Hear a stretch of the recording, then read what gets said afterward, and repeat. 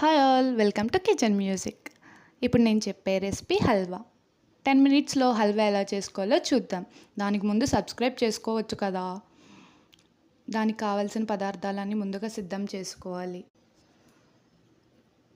లో ఫ్లేమ్లో అది కొంచెం హీట్ ఎక్కాక టెంపరేచర్ 1 కప్ సుజ్జి పౌడర్ యాడ్ చేయాలి. అది దగ్గర పడేంత వరకు అలా తిప్పుతూ ఉండాలి లో ఫ్లేమ్లో. This is the best recipe. 10 మినిట్స్లో చేసుకుని తినేయచ్చు వేడివేడిగా. తర్వాత 5 spoons sugar, 1 cup milk add చేయాలి. యాడ్ చేసి అది దగ్గర పడేంత వరకు అలా తిప్పుతూ ఉండాలి. At the end dry fruits add చేసుకోవాలి.